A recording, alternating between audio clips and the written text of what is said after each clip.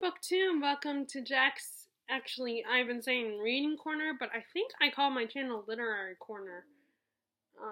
I have to double check that. So it is that time of year where we do a look at our reading status since it's halfway through the year. I already did my video where I talked about my stats, more like just listing how many books of each genre I read.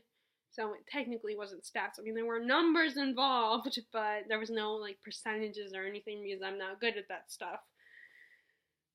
So now I'm going to do a video where I talk about my favorite books so far this year, which is quite almost most of them actually, because I'm very easy to please as a reader. I mean, there are certain genres I won't read. Like, I'm not a huge fan of romance, but I have my exceptions. And I'm not gonna read erotica, and there are certain types of books in certain genres that I won't read. I don't read a lot of war books, but I've again made exceptions. I'm not big into zombies. Although if it's a funny, cute, romantic zombie, like Warm Bodies, for instance, then I might read that one. But anyway, I hope you guys aren't, like, find it hard to believe, but I don't have books that I'm just like, I absolutely hate this book. Then, I have books that are just like, in the past I've had books that were like, it's okay, but never any books that I've absolutely hated. I mean, there's really only, like, a few books that this year that I've been like, it's okay. So I'm being honest. There's never been a book that I'm just like, I hate it. I mean, maybe in the past, like, I hated, Red Rain. That was a big disappointment, but that was back at the end in 2016 when we first moved here. So, I'm obviously not going to talk about it here, but I mean, I could always do a video about books that, although I think I did already, or at least I tried to once. But anyway, so these are all my favorite books of the year. And first, I'm going to talk about the one that I don't actually physically have it anymore. Like, I do have some books on my favorites in my bullet journal that are books I no longer have anymore. Like, I've decided to donate them. Because there are books that, like, that I love, but I still, like, I'm like, that I make the decision to donate, to get rid of. And I mean, people read books from the library that they absolutely love, and they don't get to keep those. So I was just actually thinking about that because I was feeling guilty that some of my favorite books are books that I don't have. So, in my possession, I was feeling like someone would call me out and be like, why don't you have them anymore if you love them so much? But I mean, the truth is, though, that I have to make a decision on what books I'm gonna part with because, as I've said in the past, like most readers, I'm probably not gonna stop buying books. I mean, yes, you can get them from the library, but as I've said in the past, I'm trying not to use the library as much this year because then I end up prioritizing those books because I'm trying to get at least one book done by the end of the 2 week period that I have them before I have to recheck them out. And I end up neglecting my own. Of course, I am sure that my mom would probably tell me then why the fact that you keep buying more books defeats the purpose. In fact, I'm thinking just to get out of the house to go to the bookstore since it's actually sunny, and we are going to get rain tonight around like 3 or 4. So I want to kind of enjoy the sun, and I don't like going to the pool because it's going to be all crowded at this point. And it's kind of like, I like the presence of another person there that's not, just random strangers. I mean, like, as in, like, my dad or my mom there, or if I have a friend, like Terry from Florida is staying with me, I like having their presence there. And like I said, it's always crowded, and then there's been a couple times where Like, there's one particular older gentleman that, not that he's, he's not being inappropriate or anything, but, he'll talk to me, and I don't like doing small talk. I mean, I'll do small talk. Of course, the most I'll do small talk is, like, if we're going to a function, if I'm going with my parents to a function, or, like last night, for instance, it's the first Friday of the month in the little town, in the towns around this area. So there's like a big celebration. There's a band that comes to town, and they have food, free. Well, actually no. There's only technically the beer is not free. And they have good food, like food trucks and all that kind of stuff. If it's something like that, or like, we go see like a play or something, or like, we get invited to a party, or like I'm at work, then yeah, I'll make small talk then, because I'll feel obligated to do it, even though I feel so awkward. Although I'm more comfortable at work now, because I know these people, I'm, granted, and it's kind of like I'm on my own, I'm like by myself now, my parents aren't there. But anyway, I don't remember why we got on that tangent. I can't remember. But anyway, let's just get to why you guys are here and talk about my favorite books. Okay. Oh, I remember. It had something to do with talking about books I don't have anymore. That sometimes I get rid of books that I consider favorites. I end up donating them. Because, like, there's pressure to, because I'm going to keep buying books. And I want to make room for more books. So if it's a book that I'm just less, I love the book, but I don't know if I necessarily would read it again. So I ended up, donating it, passing on to someone else. So that book that I'm thinking that applies to this is Midnight in the Garden of Good and Evil, a true crime novel, which I think that means that we consider nonfiction. This was one that I heard about from a book Olive, and a lot of times I trust her recommendations. Granted, I'm not a big nonfiction reader, but just the way she talks about books, which I've said this a million times, her and then Jen from Insert Literary Pun, and then Reagan from Peruse Project is another one, and then Sam from Thoughts on Tomes. They're my fantasy people, and then Olive and Jen are more my literary nonfiction people. But anyway, so this, like I said, is a true crime novel about a writer, John Bernett. I can't remember. I never figured out how to pronounce his name. But he comes to... I totally forgot to do this. There was something I meant to look up if it was South Carolina or Georgia. Let me look that up. I apologize. I meant to do this, and I totally forgot. I was telling you to be prepared for this kind of stuff, and I'm not. Okay, Midnight in the Garden of Good and Evil. Just say it in the description. I think part of the problem is I'm trying to do this before, with having to, do this and then have enough time to,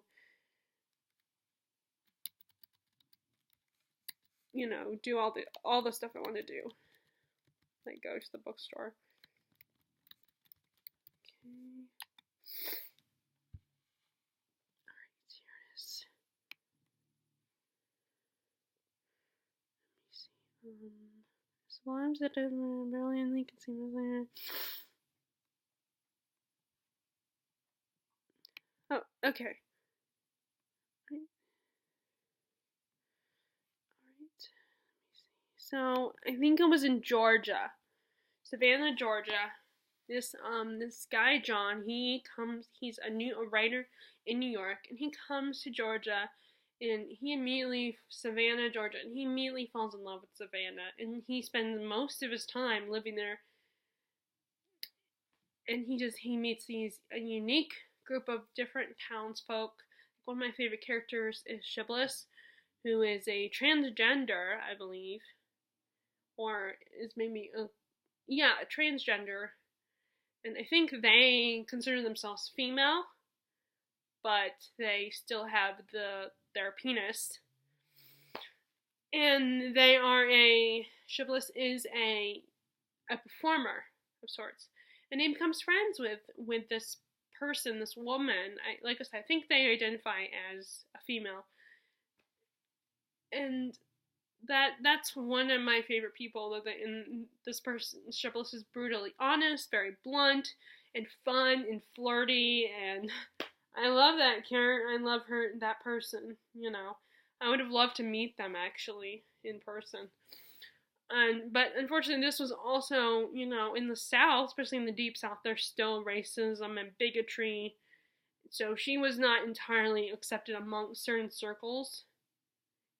And there is actually a scene in the book where he gets invited to a debutante ball, and Shibboleth is when she hears about it, Shibboleth is very excited, and they want to go to this ball, but then John realized that Shibboleth might not be as accepted at this ball, but Shibboleth ends up going despite his reluctance to, despite him saying that, no, I don't think it's a good idea, you go, and she basically really, calls him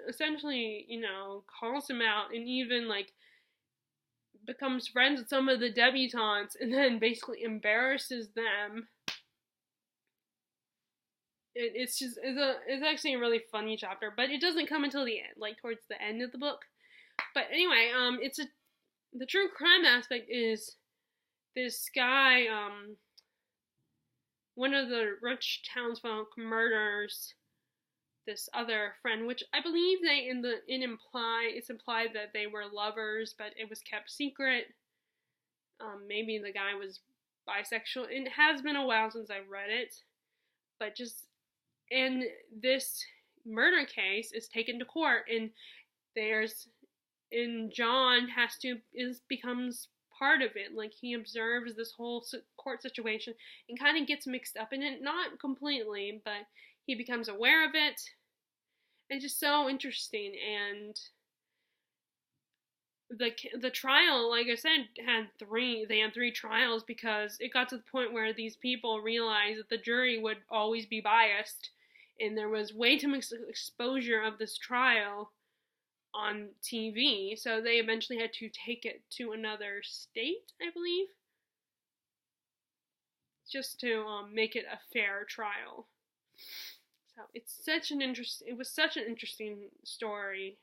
And I call it a story because the way it was written like a story. It was a piece of literature that actually happened. And John wrote it in a way that was like a story, like a work of fiction. I mean, I almost found it hard to believe that it actually happened. I mean,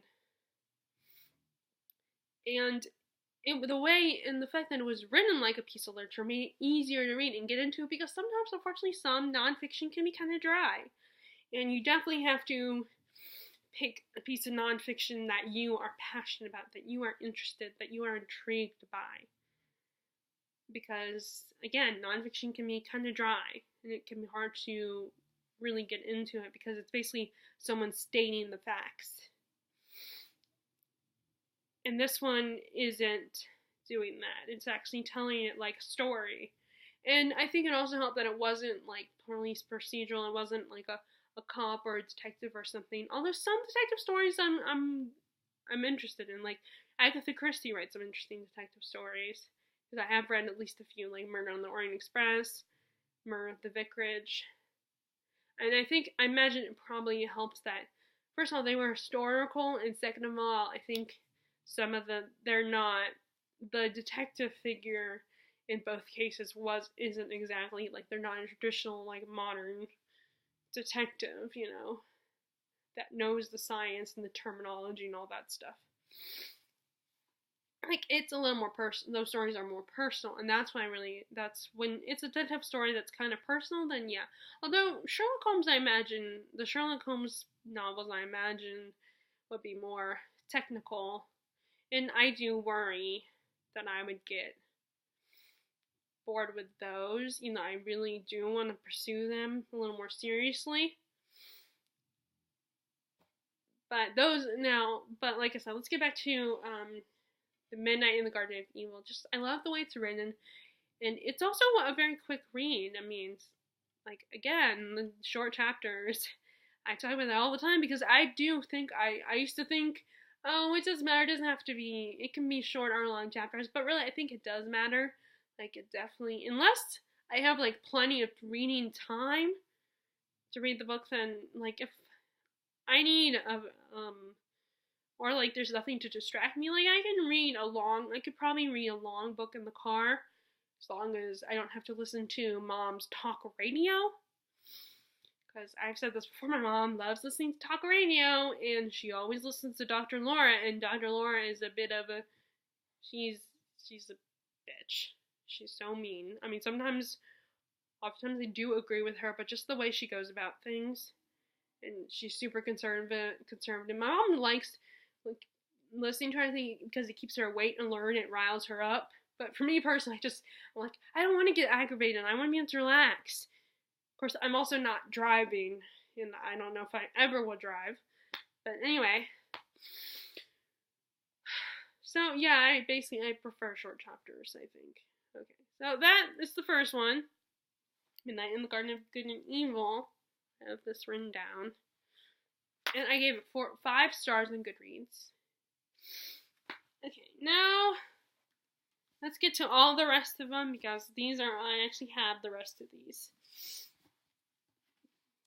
Next is actually a sequel to a trilogy, and the last book just came out, and that is Legendary by Stephanie Garber, the second book in the Caraval trilogy, although that just drives me crazy, and I feel like it's a little lazy when an author basically just takes the title of their first book and makes it the title of the overall trilogy. I mean, I guess it's more like a pressure thing. They're pressured to come up with a creative title. So it's like, oh, I'll just call it, and sometimes, and I guess, yeah, it makes sense in this case because the thing that they're going to, the story is centered around Caraval. But anyway, it's about these two, the trilogy, I'll just tell you what the first book is about first. The trilogy is about 2 sisters, Scarlet and Tella, and they live on an island. Their mom died when they were really young, and they live with their abusive father, who, if one of them does something bad, then the other sister will be punished. And their only consolation, their only escapism is in the form of the stories their mother told about Caraval, this magical traveling carnival that is basically a game where nothing is ever real, and you're always reminded that it's just a game. And Scarlet, who is usually the very cautious, protective one, she's always careful, she's the romantic one, she's very protective of her sister, Tella.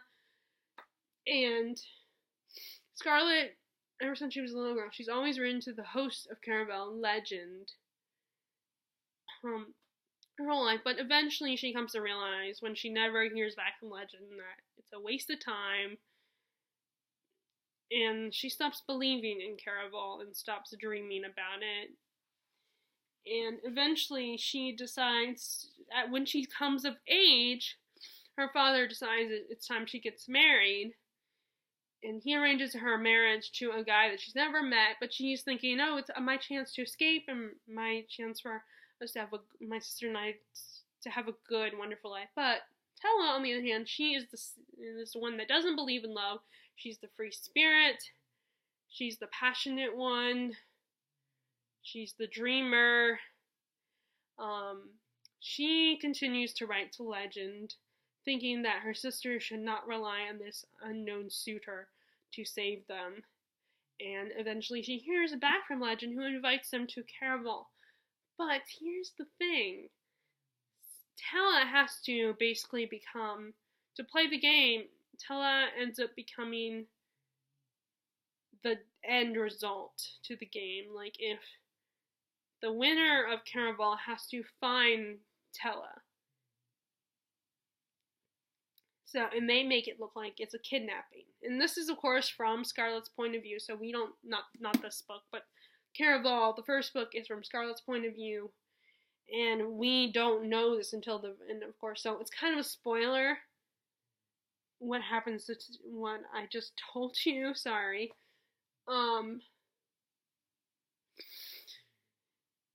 And she ends up Scarlet is led to believe that her sister Tella has been kidnapped and taken to Caraval.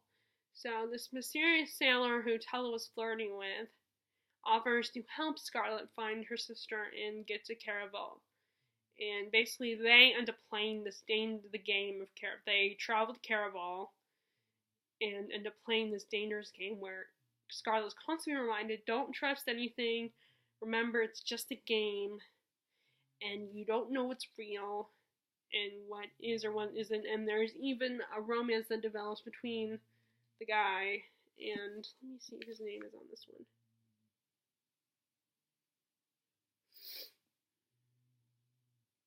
Let me see, as I can't remember.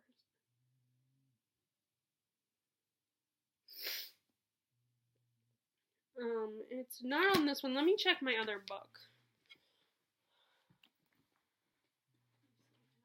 His name.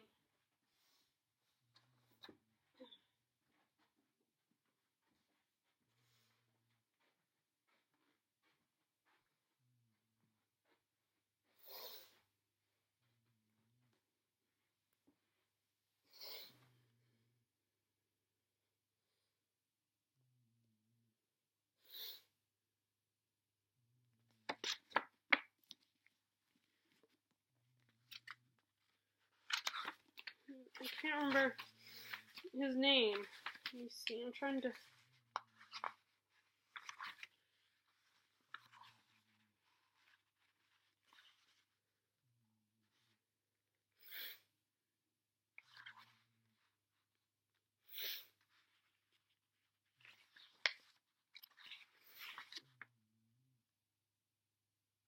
Julian, that's his name. First, I forgot his name because I love the name Julian. Julian, the sailor, offers to help her, and the subplot is that Scarlet and Julian end up starting to fall in love, but of course Scarlet is not sure if she can trust Julian. So that's the plot of Caraval. And the second one is basically told from Tella's perspective. And now she's the one that has to play the game, and she has to figure out who Legend is while playing the game, and also finding another mysterious, dangerous potential love interest. And this one was so. I love both of these. I love both main characters. I know a lot of people have problems with Scarlet, and maybe it's partly because I identify with Scarlet in a lot of ways. So I almost feel protective of her character. Definitely nothing like Tella, but I do admire Tella's braveness and tenacity, and I think she's the type of person, Scarlet is who I am, and Tella is who I would love to be. And of course, like Scarlet, she has her own little romance going on in the book.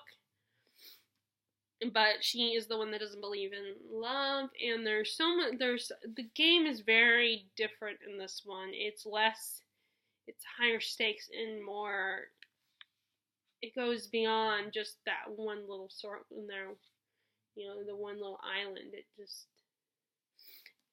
And it's also, Tella unfortunately is in way over her head in this book. This one is signed. I just, when I bought this, I didn't realize this until one day when I was looking at it, and I got very excited. I squealed with delight when I saw that it was signed.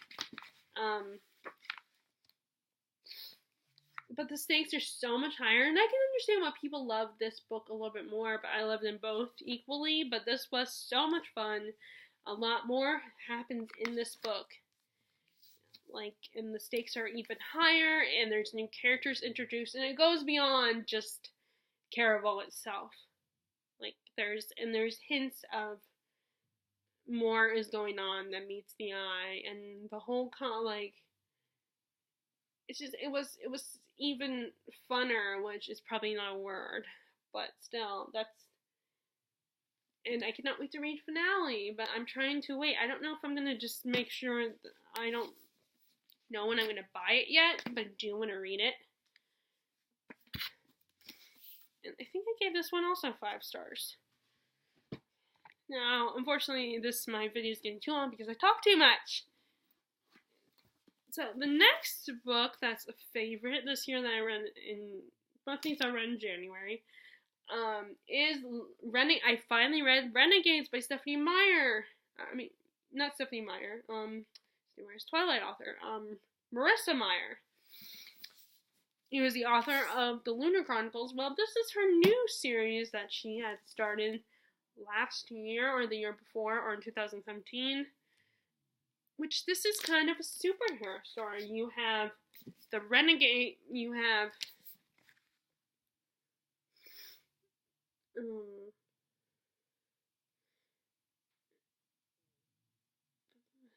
the Renegades, who are like the good guys, the superheroes. They're like the Avengers, and then you have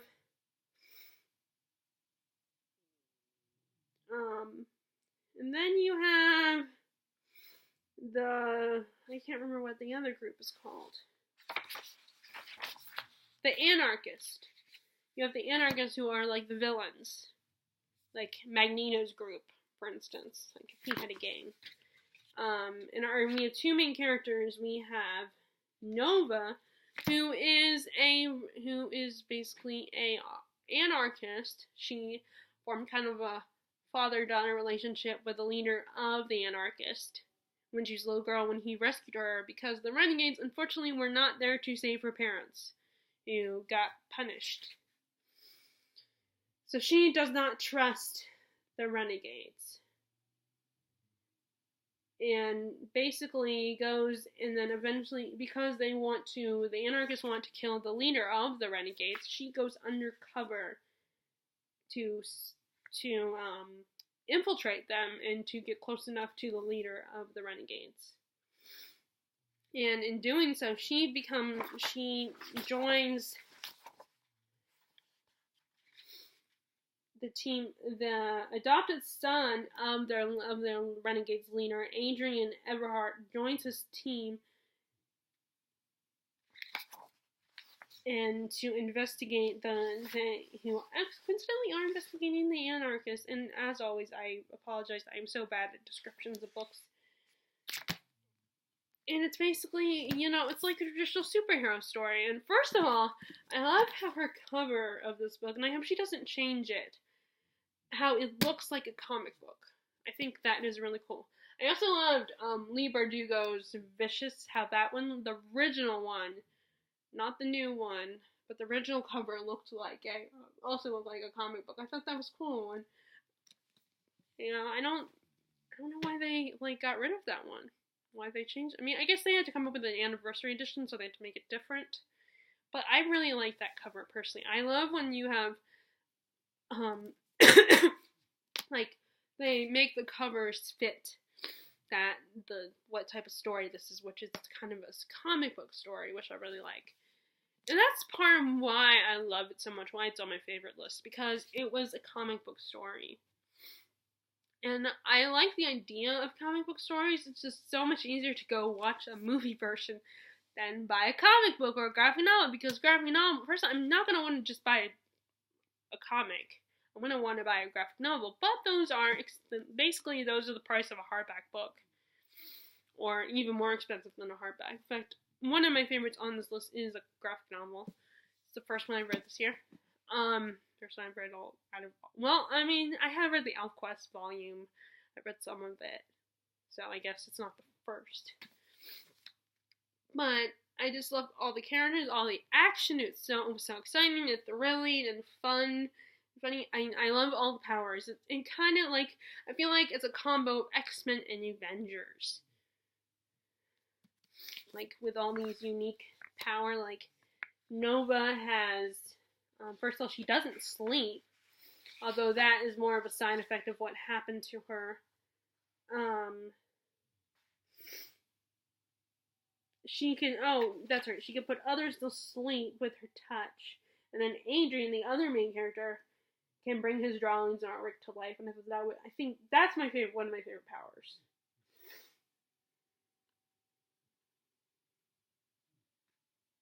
There are all these are such cool cool, like, powers. I mean, some of them are a little more boring than others.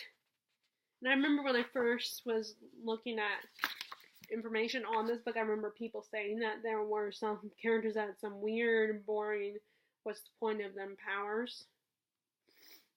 And yeah, and I've always liked stories where it shows that good and evil are a lot more complex than people realize. It's not black and white, there's shades of gray, and like what seems evil at first glance isn't necessarily evil.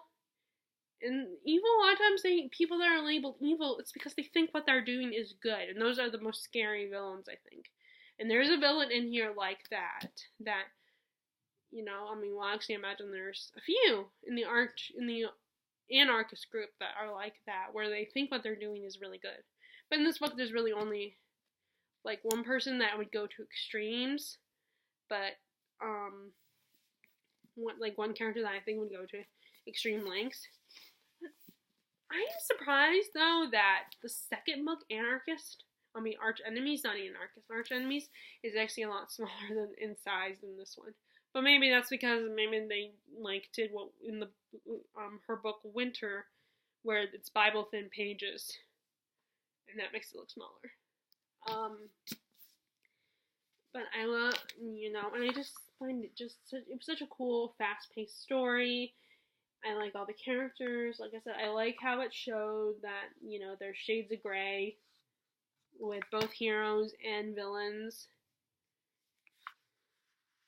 It was fun. It was such a, and like I said, if you like superhero movies or you read comic books that aren't like the DC Marvel, I think you would really have a good time. With this book. In fact, this is one I would recommend to my friend Larissa. I think she would really enjoy this. I would love to recommend it to Terry from Florida, but again, I don't think as much as she likes like the DC universe, particularly Batman, like me for instance, I don't know if she would necessarily like this, but no, Larissa would. She would have a good time with this.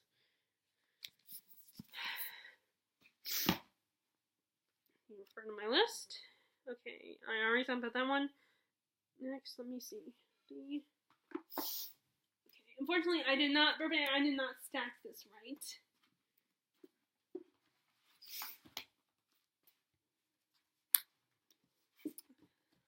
The Immortalist by Chloe Benjamin.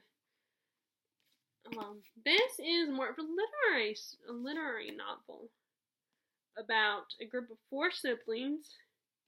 Let me see if it gives their name. Simon,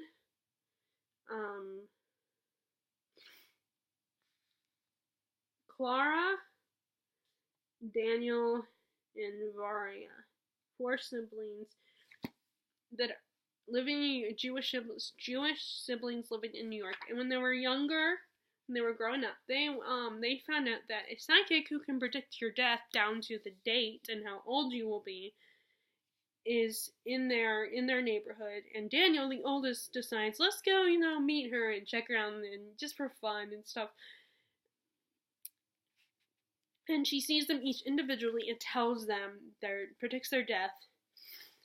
And it is essentially about how, for the rest of their lives, that affects them.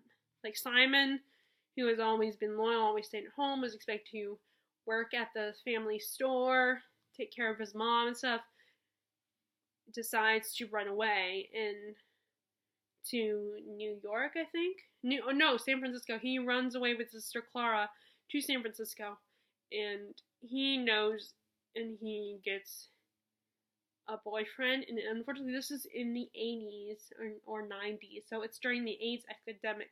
So being gay is not exactly, it's not a fun time back then. I mean, it's never, because you could easily, unfortunately, the only way that a lot of people that are gay end up contracting AIDS.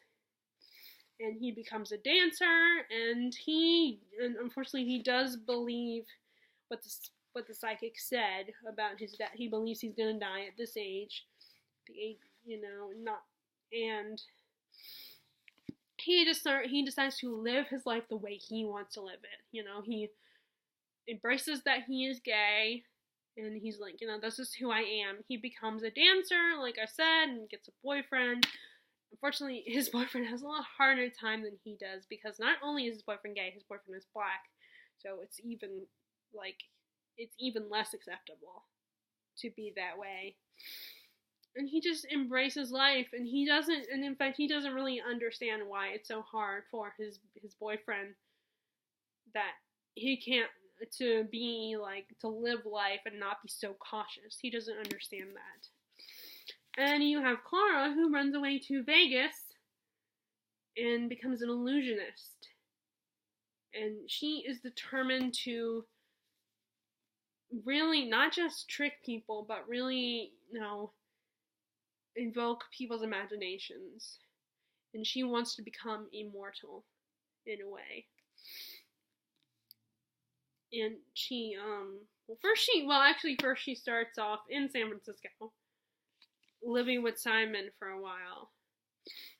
And then eventually she meets a guy who's,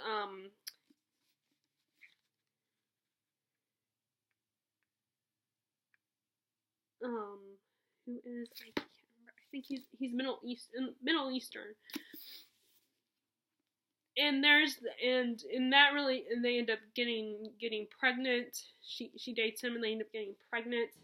And he becomes kind of her agent, and becomes more obsessed with making the money and really blowing her, like, just showing her off. And he cares more about the gig.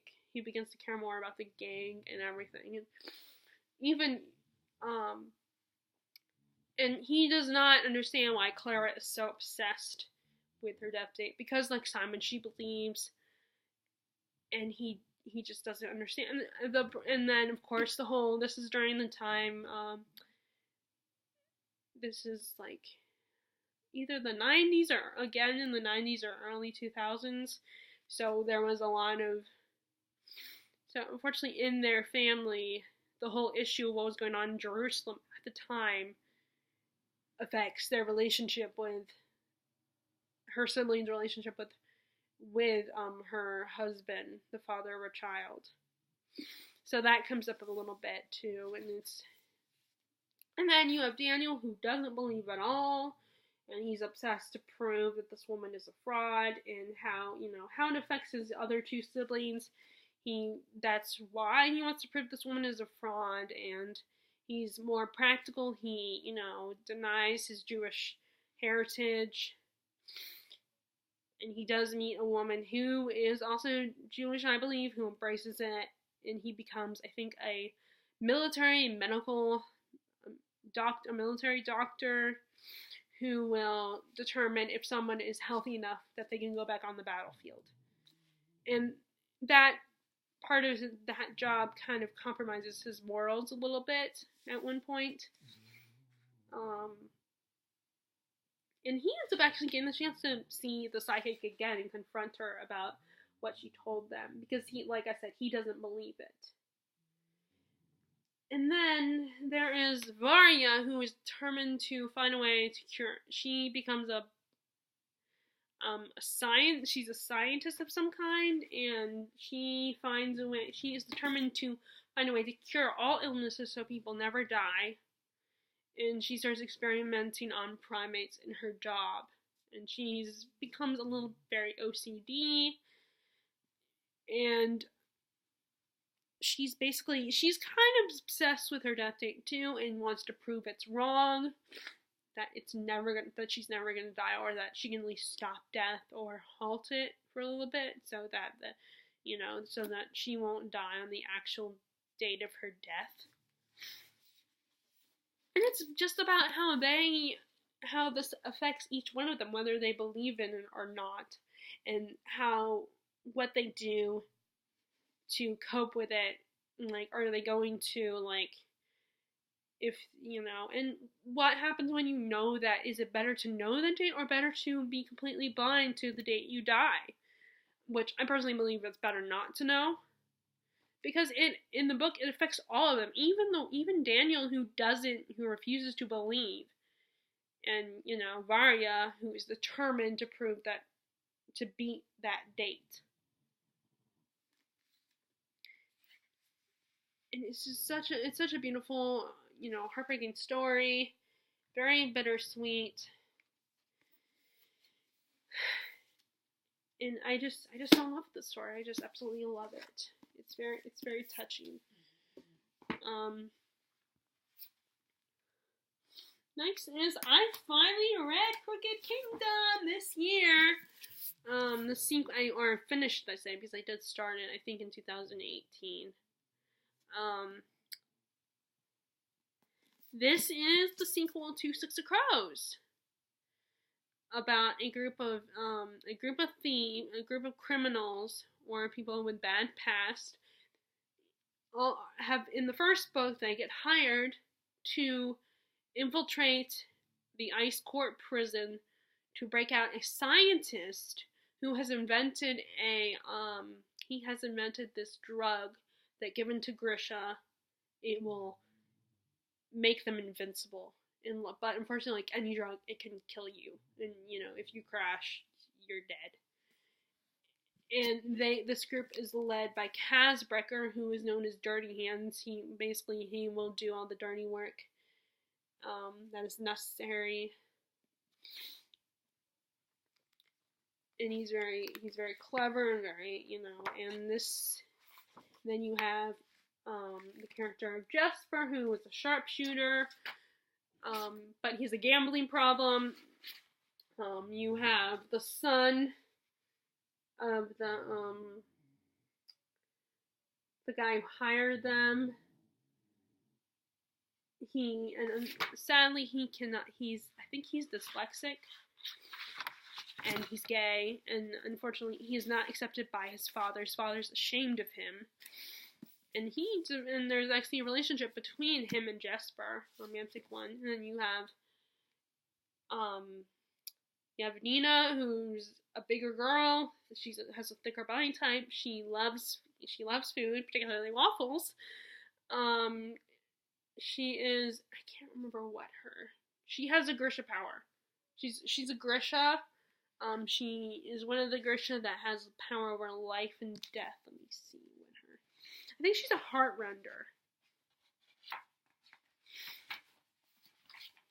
I think here's Earth Realaki, Materialaki. I can never say these words.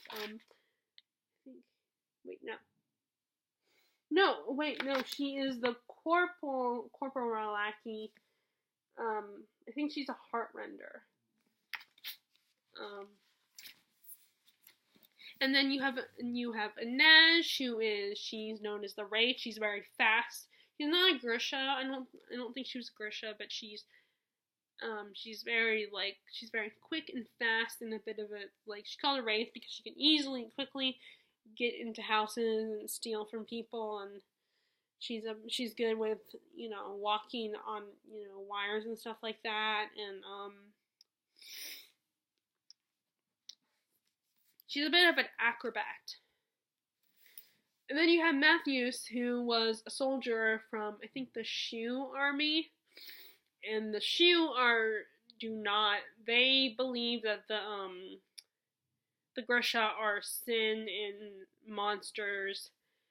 And in Nina and Matthews' past, he and his team had kidnapped her, and her and Matthews get separated from the group, get lost at sea, and then they end up having to travel together, and they become attracted to each other, and so things happen.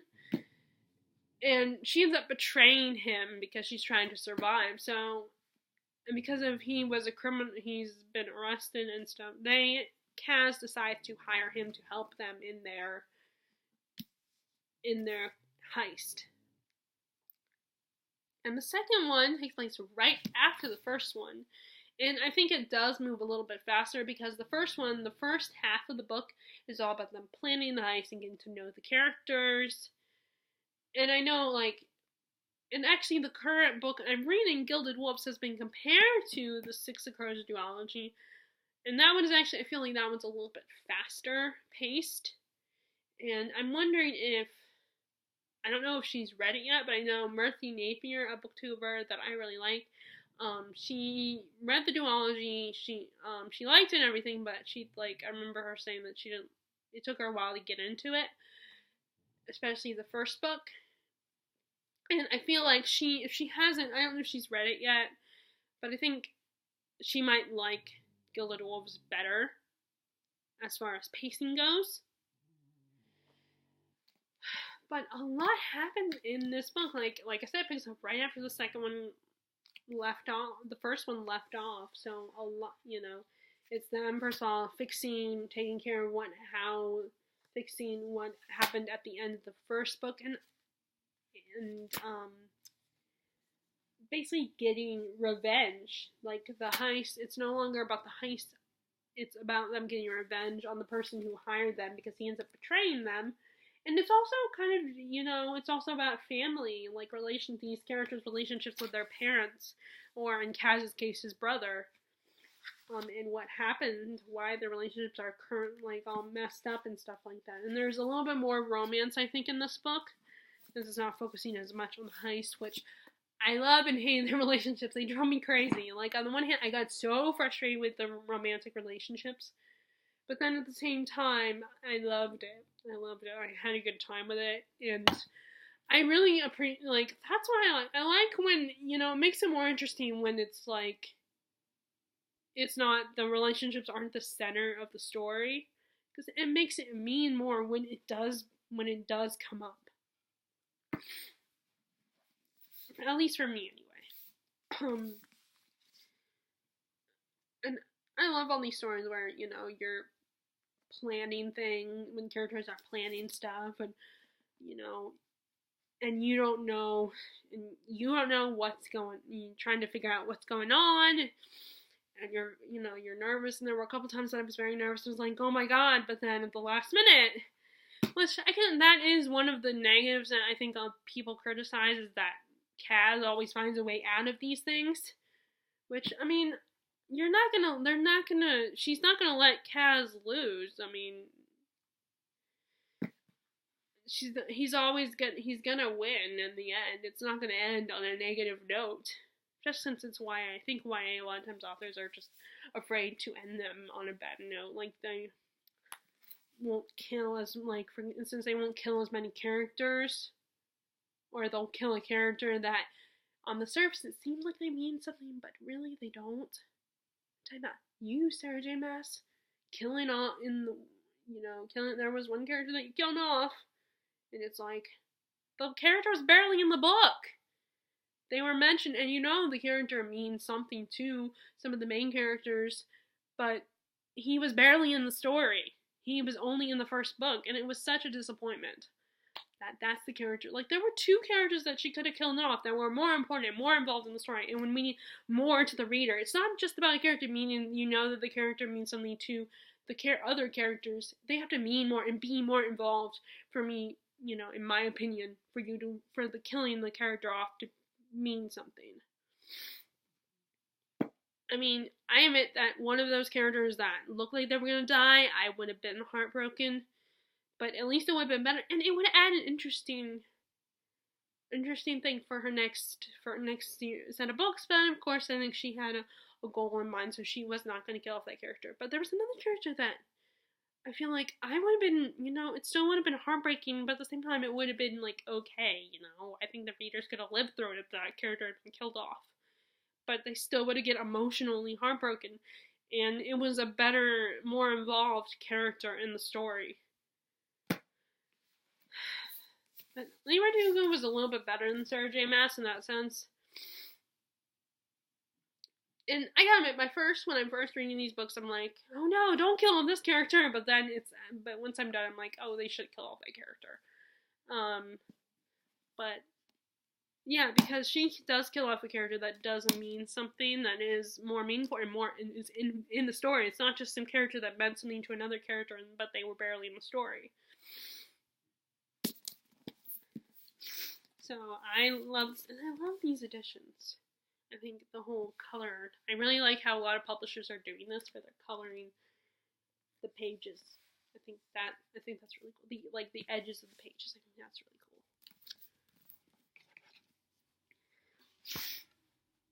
cool. Okay, then let's see.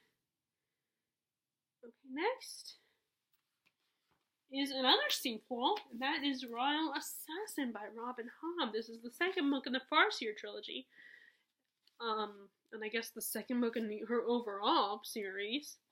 Robin Hobb, like Brandon Sanderson, writes books that they all take place in one overarching story, but she writes individual series within this one world. Our main character, Fitz, he is the bastard son of one of the princes of this world, and he is taken in because, of course, they don't want to leave him out in the cold, but he can never be like an actual prince or anything, or be entirely part of the royal family. He's still a bastard, kind of like Jon Snow from Song of Ice and Fire series. So he's taken in by the stable master. What is his name? I already forgot his name. I used to know his name. Burrick is his name. He teaches him how to take care of animals, particularly horses, and then one day King Shrewd, his grandfather, recognizes Fitz and recognizes his potential and takes him in and has him train with his assassin,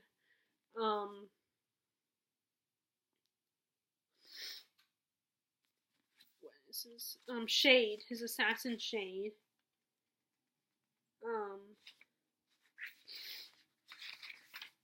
And Fitz but he ends up, in kind of becoming part of the royal family, but not truly being part of the royal family. And it's all about his life as King Shrewd, as an assassin in training. His relationships with friends, particularly this one girl. And the second one is the aftermath of how the first one ended, and it did not end on a good note. In fact, like his father's brother, his uncle, tried to get rid of Fitz. And this is about him from his teen years to his early adulthood. And he gets mixed up in this, he gets mixed up in more than just like court intrigue. The kingdom is at war. There's like these zombies invading the kingdom, and and I forgot to mention, Fitz has two powers. He has what is known, because he's part of the Farseer line, he has the power, he can do the skill, although it's not as strong right now, because unfortunately after something happened in the first book where he trained, there was the one who was training, who teaches the skill, he did not like Fitz. And he tries to mess him up and prevent Fitz from developing the skill. Like, he trains him too brutally. And Fitz also develops the wit, which is basically, the skill is mind melting, by the way. It's like hearing the thoughts and connecting with another human in the Farseer family. And then the wit is kind of like the animal equivalent to that. But he does get warned in the beginning of the first book by Burrick that the wit is dangerous because you can become more beast than man. And unfortunately in this book, it's proven right, almost. Like, Fitz almost loses himself in the animal. But, this is such a fun story. The chapters are kind of long, and her writing style can get kind of tedious, but it's such a fun, amazing, creative world, creative kingdom. It's it's very closer to older fantasy, older adult fantasy. I love Fitz. He's so adorable. I just always want to protect him and take care of him, and and he goes through a lot of the, while dealing with what's going on in the court, he's also dealing with the teenage dramas. His female friend that he met, they end up developing female feelings for each other, but he can't really be with this girl because she's a peasant. She's beneath him, and he will be with whoever King Shrewd picks for him. And then on top of that, his life is always so dangerous, and he can't tell the girl that he's an assassin because her life will always be in danger. And I think he does tell her, but she doesn't believe it.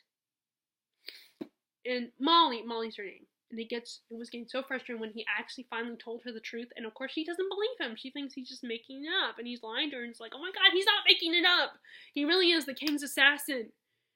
And his life is constantly in danger. But of course, he is told by his foster mother, the woman who kind of, the woman who is married to his father, but she's not his mom, that he cannot be with this girl. So it's probably better that she does think he's lying. And I just want her to one day find out that he's not, to learn the truth, and to feel so, and and for her to realize how unfair she was being to him, and how in truth he really genuinely, and then she,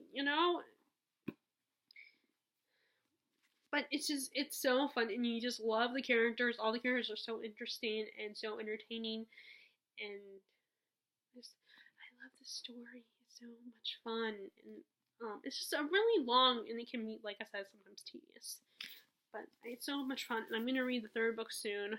I don't know when.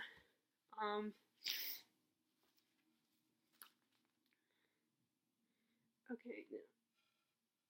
Next is I finally read another classic, and it was a longer classic. It was a chunkier classic, and that is Crime and Punishment by Fyodor Dostoevsky. I don't know if I'm saying that right. It's a Russian classic about a man who is down on his luck. He's a student, and he decides the only way to get himself back on his feet is if he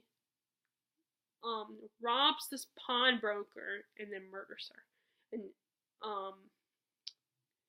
and that's what he does. But unfortunately, that's not the only problem he has. First of all, he worries, once he succeeds, everything he keeps worrying about getting caught by the police, and it's driving him crazy. But at the same time, he's also dealing with the fact that his sister has two suitors that are kind of, well, three technically, including his best friend who likes her too. Both after her, but also are trying to take advantage of her. And of course they're guys, and they get away with this stuff.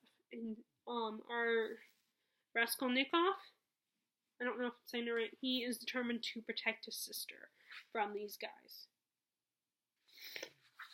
And it is a very philosophical story. There's a lot of monologues where he's sharing his thoughts, and you can slowly see him going crazy and descending into madness, and him dealing with it. And then there's a bit of a love story. There's a bit of a romance, a love story.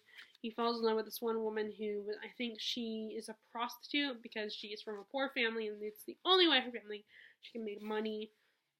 And it's about him trying to decide, while dealing with all those things, with those two other things, do I tell the police, do I send myself to prison to protect my family? Or will I do a better job of protecting my family if I don't turn myself in? It's about...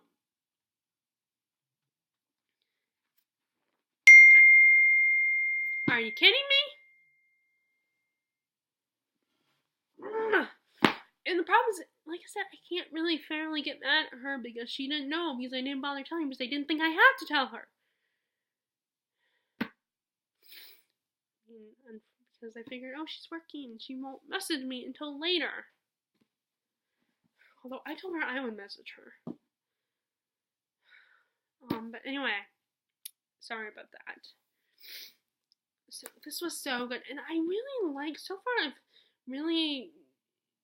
I don't know if it's just the Russian writing. No, my dad says there's just some stories that are easy to get engaged in, but I do think it's partly to get engaged in the story.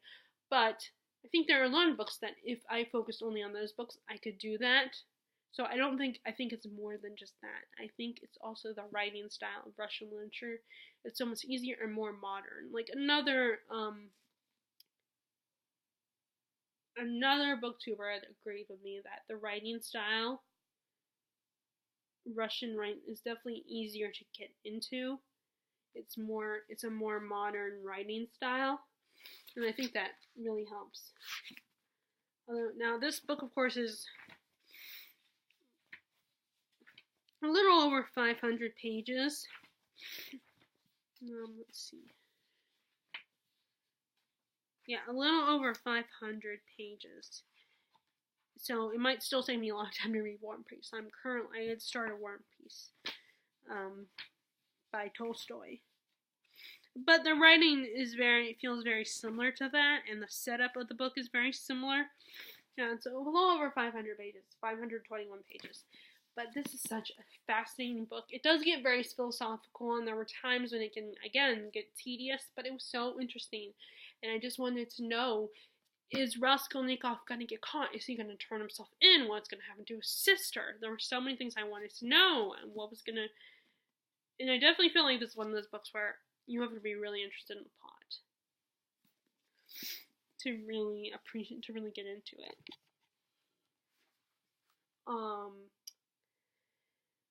Next is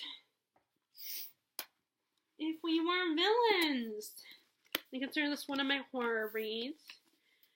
This is basically, we start at the present time where this young man is in jail, and the cop who had arrested him, he's getting ready to retire, and he suspects that the reason why this guy is in jail is not necessarily true. And he decides to find out the truth of what really happened. So he goes to talk to this young man, Oliver, about what really happened. And this is basically a murder mystery where, a murder mystery about a group of theater students, including Oliver, and one of their own gets murdered, and it's all about Oliver telling this detective that story and what really happened, and whether he did it or not, and if he didn't do it, why did he turn himself in? This is because we're dealing with a group of theater students. It's written like a play, which I really thought was a really cool idea. It is compared to The Secret History because of the plots are very similar, and the characters are similar in a lot of ways. But they're also very different because one, you're dealing with Shakespeare students, and that one you're dealing with students who are studying Greek. But both sets of students are very arrogant and dumb. But I'm just so interested in reading stories like that about these rich, snobby, pretentious students that think they're better and then end up doing stupid things, and how they deal with that, how they cope with it. It's such a fascinating story. And this is theater. They're theater geeks. They're theater nerds, or whatever you want to call them. And whether you want to refer to them as geek or nerds, I think that is just so cool. And I would probably not really be friends with any of them. I mean, maybe some of them I might be. Like, maybe one of the girls I would be friends with. And I liked Oliver as a character. But as a theater person myself, I can really appreciate all the theater references and all the things they have to deal with when being part of the theater. I wanted the hardback one with the skull that Hamlet holds when he's doing his famous to be or not to be speech. I would have loved that. There's a cover with that skull on it, and it's the hardback one. I would love to have it, but that one was not at Books A Million. But so when I finally saw that this one was there, I just grabbed it and immediately bought it because it was like, I don't care. I mean, yes, I would love to have one of them, but I just wanted the book. And these are such dysfunctional people. They are so messed up and so stupid. You know, just very people that you just get so frustrated when you're just shaking your head and be like, you dumbass. Or like, what is wrong with you, you arrogant prick?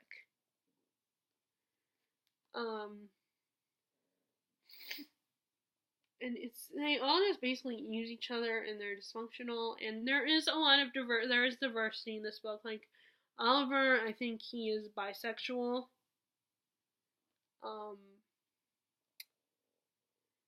it's just such a, I mean, and although, again, that's a bit of a cliche in itself that the theater kids happen to be gay. I feel like, and that, like, that's a lot of times why a lot of guys, I remember in my high school, did not want to do theater because, or had, well, not necessarily specifically in my high school, but I think a lot of times guys have that opinion that if you're in theater, you're gay, which really annoys me. And I feel like it's definitely a cliche in stories that if you're in theater, oh, you happen to be gay. I mean, they even did that in Glee, which technically was not theater, it was the Glee Club, so it was more singing than acting, but still, I mean, of course, some of the, I mean, I guess it works, but I don't know, it kind of, which, although, I mean, Glee did try to defeat that cliche by having some straight characters that had that opinion, but realized just because you're in Glee Club or in theater does not mean you're going to be gay, or it's not going to turn you into gay. It's not like a disease or something.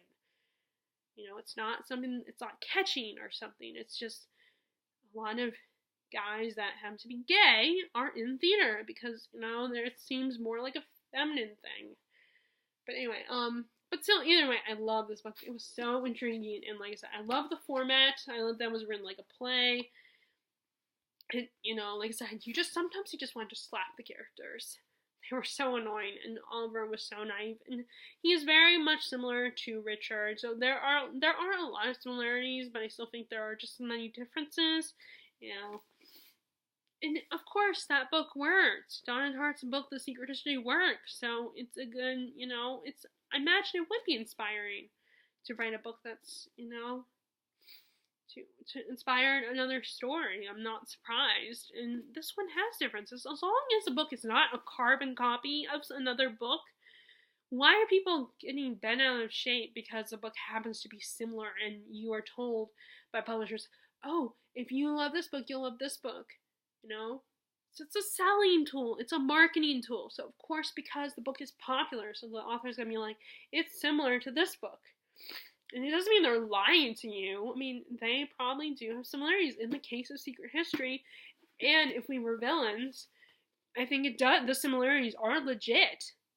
But it's not a carbon copy of the book. It's its own thing that happens to.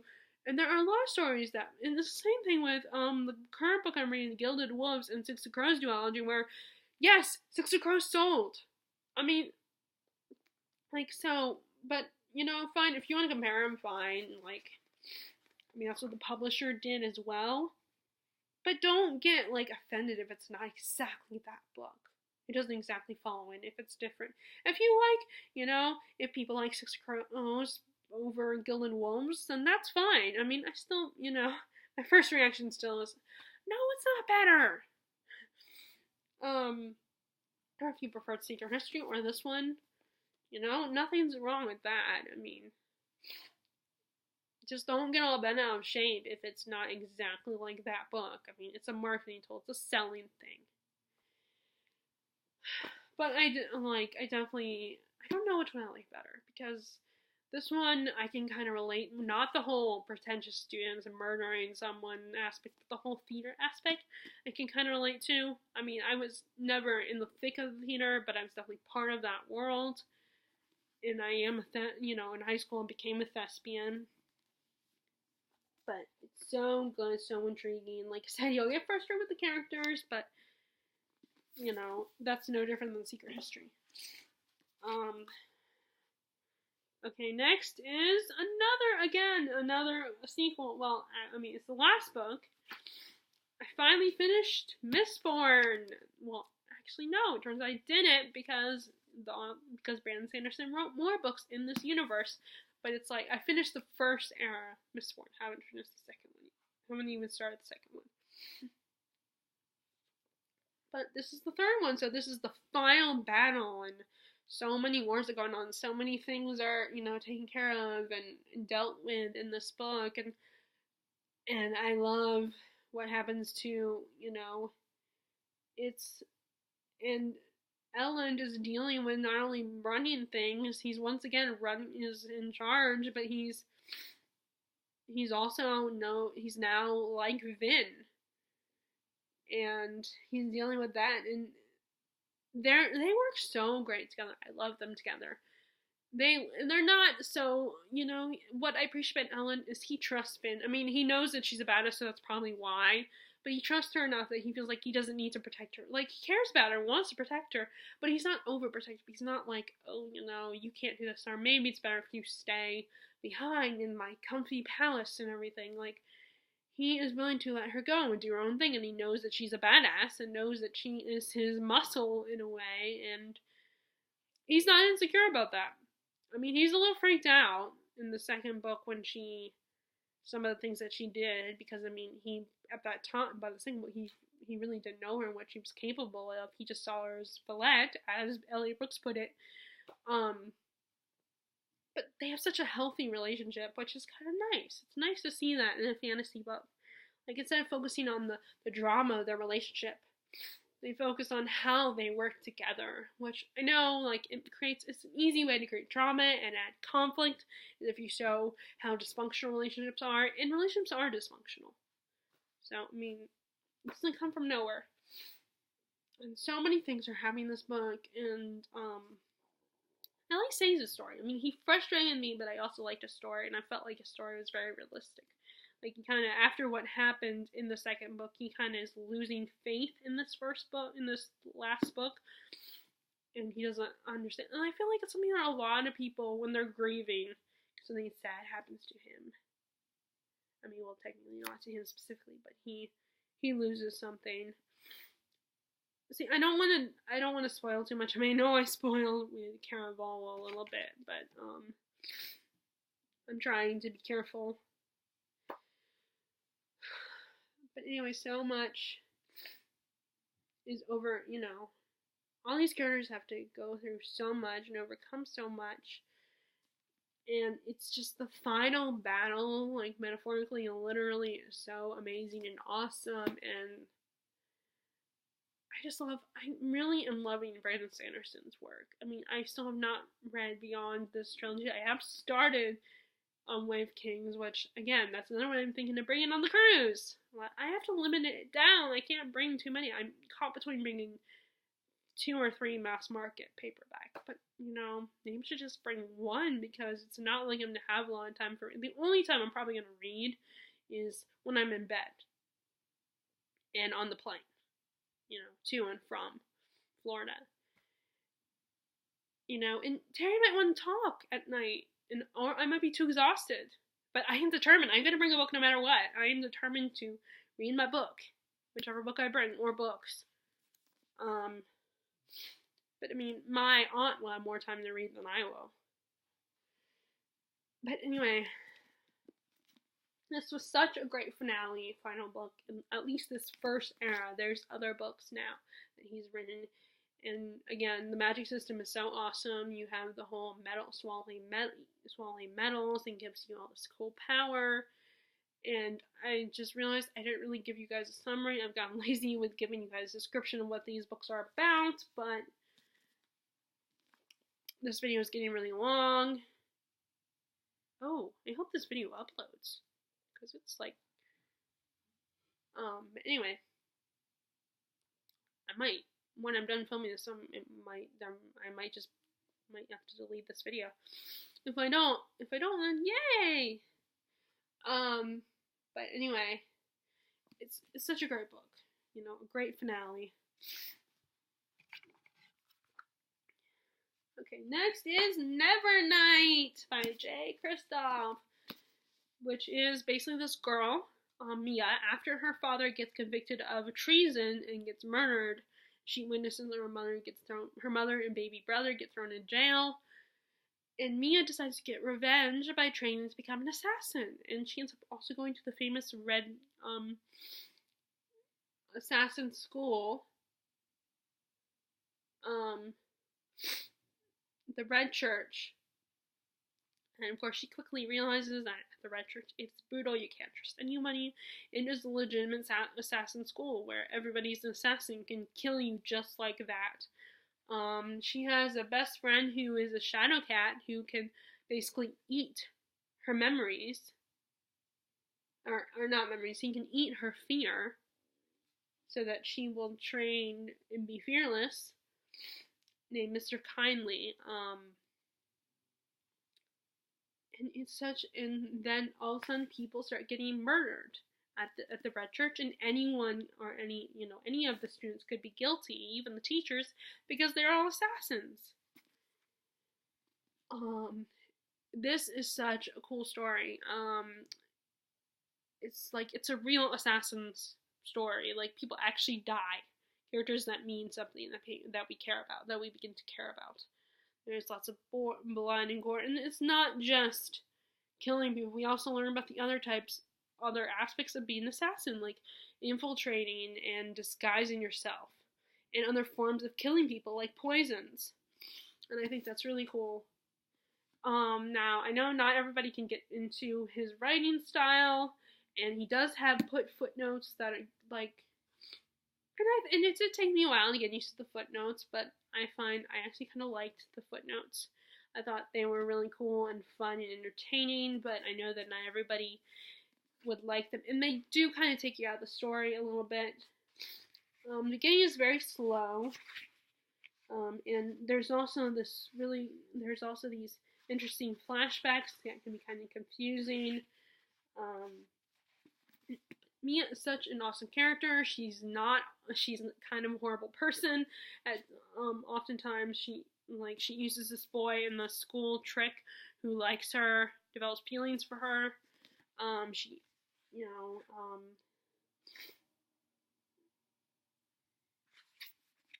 it's so interesting, and like I said, there's actual characters that die, which I really appreciate. It's ruthless, it's brutal, it's bloody, it's just so interesting and so entertaining. And like I said, the characters are extremely flawed and not very likable.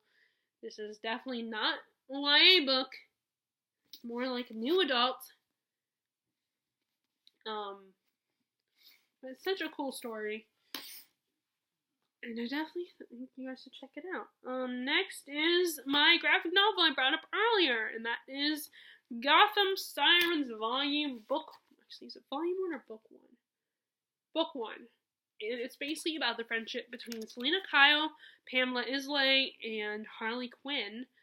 And it's all these stories and missions that they go on. Like, at one point, Selina's sister shows up. An old partner of the Joker's comes after Harley Quinn and tries to kill her in one story.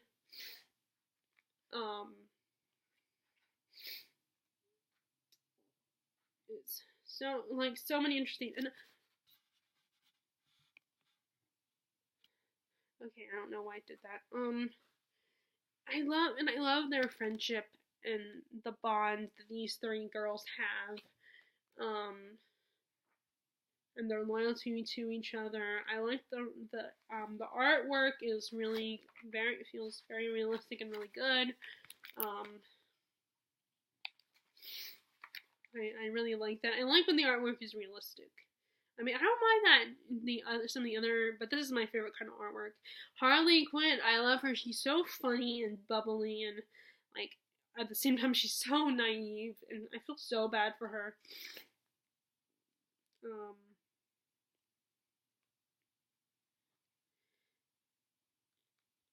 And just it's so like, and this is just such an interesting story.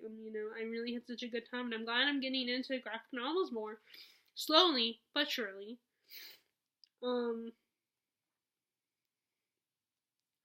And we do get, like, of course, there's Joker and Riddler are in the story. A little bit, not major characters, but Riddler is more of a major character in the story than the Joker is. I think he's only really in one story.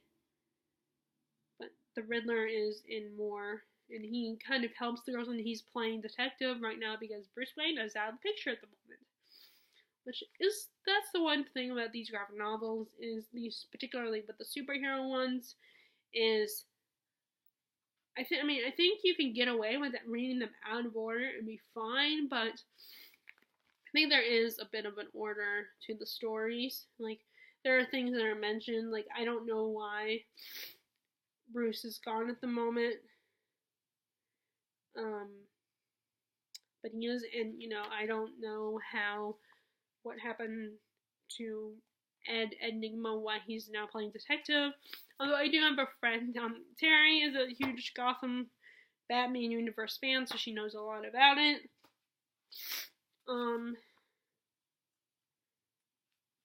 Next is a more recent finish, and that is Lies of Lamora. I finally read this book, and I just loved it.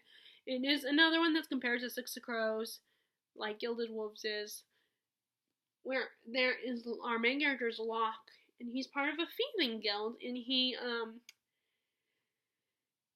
and they are going on a heist, on one particular heist, but it turns out that the enemy, the Grey King, decides to come after and forces Locke to work with him, to pretend to be him. And it's a very thrilling adventure story. There's really no magic in this. I mean, there is a little bit, but it doesn't play a major role in the story. It's more of an adventure story. It kind of makes me think of a little bit of Pirates of the Caribbean in a way. There's really no romance in this story. But they do mention a character that I think is a love interest for Locke, but we don't meet her in this book. She's just mentioned. And I think I kind of like this, or at least I like Locke's character better than Kaz's character. And I finally got the second one, because I originally bought the third one, not realizing that it was not the second one, it was the third one in the series. And it's just a fun ride, and I like how we get some of Locke's past, not just bits and pieces, but bits and pieces, yes, but I feel like we get more of his past than we got Kaz Brecker's past in Six of Crows. And I love his friendship with Jean. I think that was really cool. And it's just I feel like it's more swashbuckling, heist story than Six Crows, which I know I shouldn't keep comparing it to that, but because I don't like it any more than anyone else. I'm not a big fan of comparing, but it is very, but again, this is very similar to the story of Six of Crows. It was just a fun time. I really enjoyed it.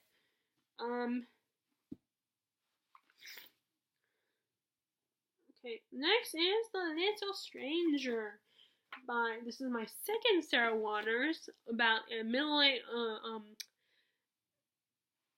middle-aged doctor who's a middle-class doctor in England, and when his partner is out of town, he is called to Hundreds Hall, where he is asked to help with one of the maids who claims to be sick, but it turns out she is just homesick. She's a little freaked out and not comfortable living at Hundreds Hall and being a servant there. And once he deals with that, he also offers to help what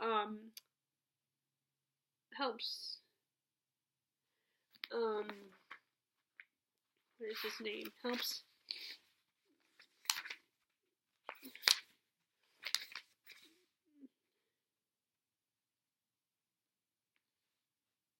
this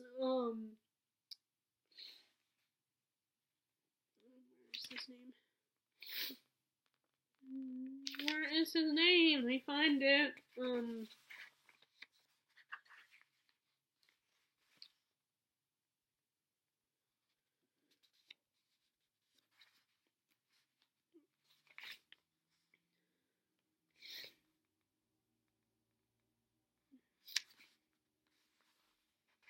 I can't remember his name.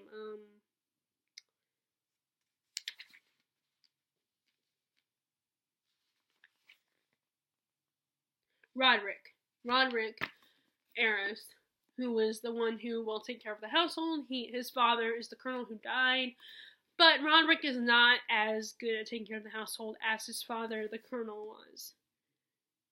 And he is also going for PSTD. His leg is, always bothering him, and Dr. Faraday offers to treat him. In fact, It's basically about how he gets mixed up in this family's lives. You know, he's treating the son, ends up becoming friends with Caroline, his sister, Roderick's sister, and Dr. Faraday ends up falling in love with her. And it's all about his relationship with this family and how eventually the family, like Roderick and the servant girl he helped, and then eventually Caroline, is affected by the possibility of ghost haunting this house. And of course, Dr. Faraday, being a doctor, does not believe in ghost.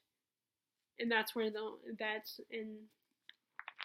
so it's considered a ghost story as well. And it's one of those stories where, is there a ghost or isn't there?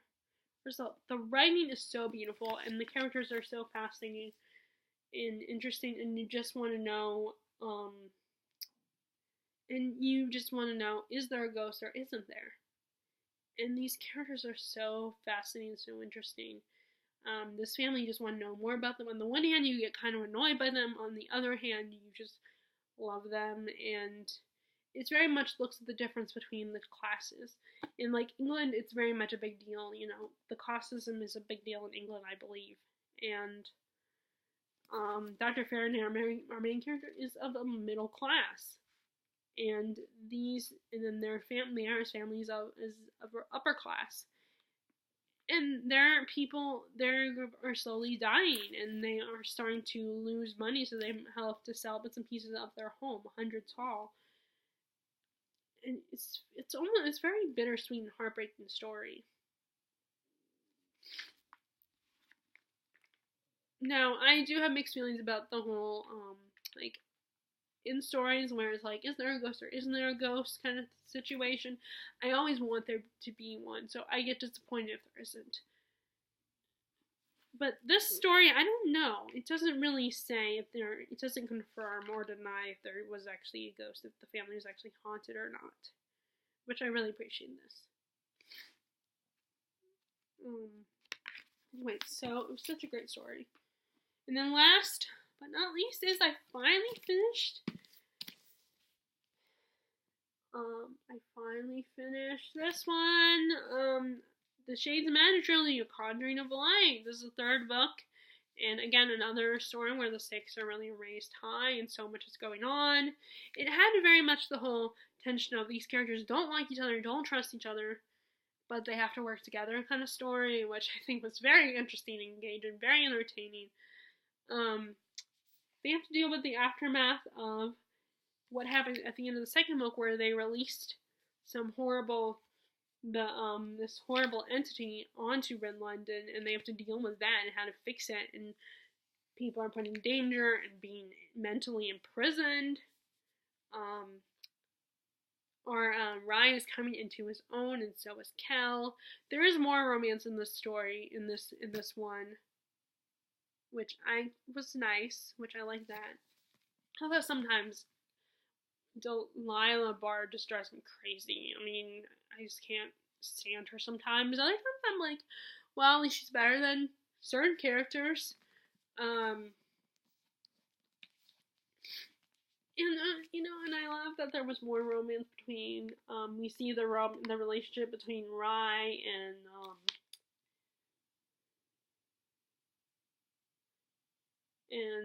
what is his name? What is his name? I can't remember the pirate's name. Can't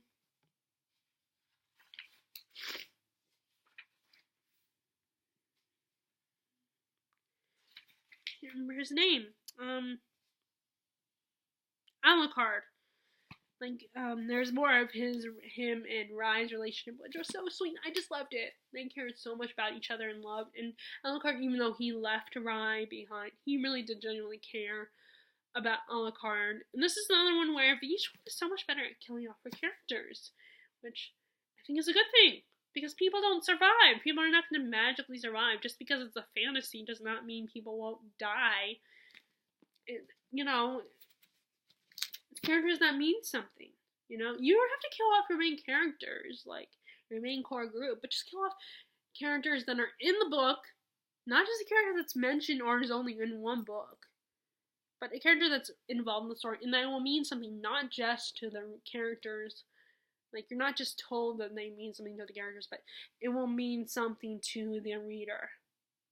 And that was the problem, I feel like, with Sarah J. Maas. Like, in ACOWAR, I feel like she killed off a character that meant something that you were told like, it was obvious they meant something to our main characters, but they didn't, like, it was someone that didn't mean anything to the readers. And these characters that died in this, that ended up getting killed off, meant something to the readers too, and they were involved in the story. They were in the story. This book was so heartbreaking, but so beautiful and so much fun and so exciting and thrilling. Like I said, it had one of my favorite tropes where characters are forced to work together that don't trust each other. You know, I think that I always love that, seeing that tension build up. You know. And of course, I'm also one of those people that just yells, in this case, yells at the page. Just like, I mean, both, because like, I feel like both Holland and Cal and Lila are very arrogant. Like, they all accuse each other of arrogance, but I think all three of them have a level of arrogance about them. Especially because, you know, and cockiness for reasons. So, those are all my favorite books, which is probably most of the books that I've read. At least half of the books I read so far this year. Well, so, I would love to know what books you guys have read that are your favorites so far this year. And as always, if you like this video, be sure to give a thumbs up and click subscribe if you have not already, and click the bell icon if you want to know when I'm going to upload and post new videos. And as always, I hope you are enjoying your reading, and I will talk to you all later. Alright, bye!